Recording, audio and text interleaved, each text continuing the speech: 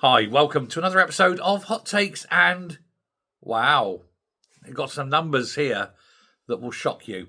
The Adam Smith Institute has unveiled its new index that it calls its State Dependence Index.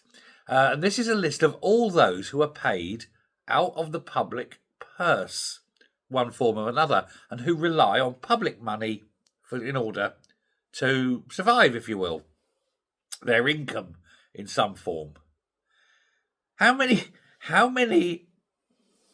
adults, Britain's over 18 adults, do you think rely on the state for their income as a percentage?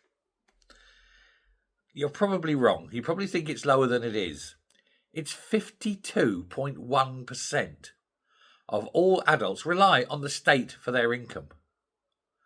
Now, that's 23% of that is pensions, 12% receiving universal credit, 11% are employed by the state, and the rest are mainly higher education students and things like that. Over 28 million people dependent on their income, on money that comes from the taxpayer.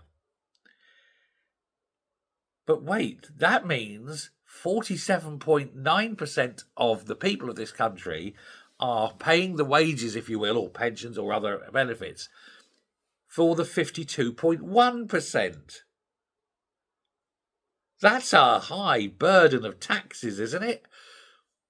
Less than half and that, remember, is, that's people working their own, doing their own skills, selling their own time, doing their thing, to have so much tax taken off them that the other 52.1% don't work. This is unsustainable. And I tell you why it's increasingly unsustainable, because as we age as a nation, every day someone else becomes a pensioner, but there's fewer people being born to replace them in the workforce coming on, which means over time you're probably going to get to a situation, and especially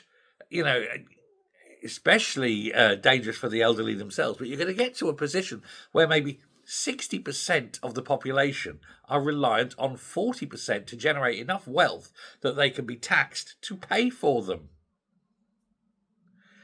Now, we need, I think, a reprogramming of people's expectations. Dependency has become ingrained in a lot of people and is seen as a way of life, not taking into consideration pensioners. They've paid their whack their whole life. They earned, and I say earned, this paltry pension, but they get their pension. That's gone. That's got to be sacrosanct, because the government has taken all that money over the years to pay for it. So that's gone. But with so many people working to support even more people who aren't, you're going to have to start looking at either cutting the amount of benefits given or cutting the number of people getting benefits. And that's, in theory, a brilliant idea. How do you do that? How do you go about that? Well, that's simple. Two things you can do. Number one, you create a lot more jobs by investment, getting money to flow into the country to create jobs.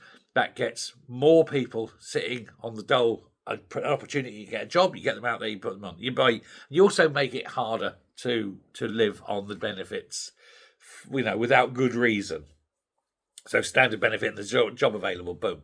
Now, that would be a great idea if you didn't have a brilliant chancellor who's done her very best to destroy jobs through making employment really expensive for employers and driving millionaires and billionaires out the country. And with their departing, they're taking their money and they're closing their companies and then putting more people on the dole.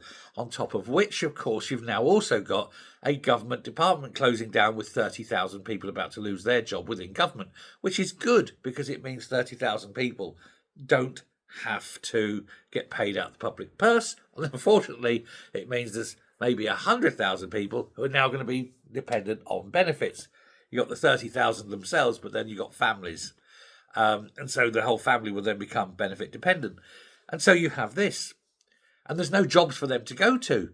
And again, you're taking people who are currently getting PIP, they're going to go onto unemployment, and there's no jobs for them to go to. You see the vicious circle, and it isn't going to improve. You need to increase it. The other aspect, of course, is if you're not going to increase investment, create jobs, etc., is you just cut the benefits. You say, right, if you are this, that, and the other, you don't get benefit. You go and find something, go and do something, or you time limit it, or you make the threshold for getting it harder. And that, of course, is what they're doing with PIPs. And it's what they're going to have to do with unemployment benefit, universal credit, blah, blah, blah. And for all the screaming lefties going, but people need this. No, they don't. Don't feed the bears. You know? You see that when you go into the big state parks in America, don't feed the bears. They don't want bears becoming dependent. They want the bears to be able to go out and forage for themselves. Well, the principle's the same. We need people to stop being infantilized. I just live here because I'm very stupid and the state looks after me and gives me money and wipes my ass. No. Boot them out. Get rid. What do you do with your 18-year-old kid? You put them out in the street, go, make a living. I was 18, left home, never been back. My son, 18, went out. I haven't seen him for ages.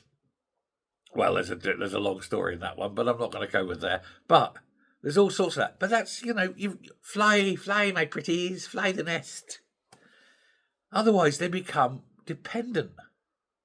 Stop the dependency. Stop this this culture that dole is a lifestyle. Become a party of work ethic.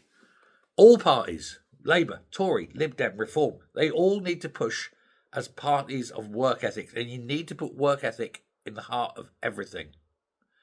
Nothing's for nothing. No free lunch. Those who need, get. Those who want but aren't prepared to do anything, don't. I would suggest you could have rewarded benefits. Yes, the government will give you some benefits because you can't find a proper job, but you'll go and have to work on a government scheme.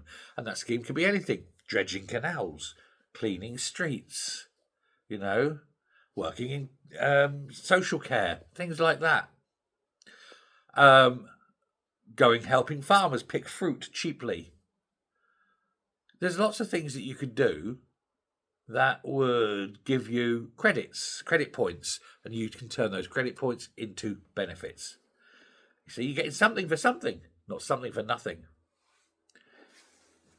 I think that's not a bad idea. Let me know what you think. Something's got to be happening. We don't want to be at the point where, I'm nearly at that point, but you don't want to be there with 40% of the population having to support 60%. Society will crumble. Bye.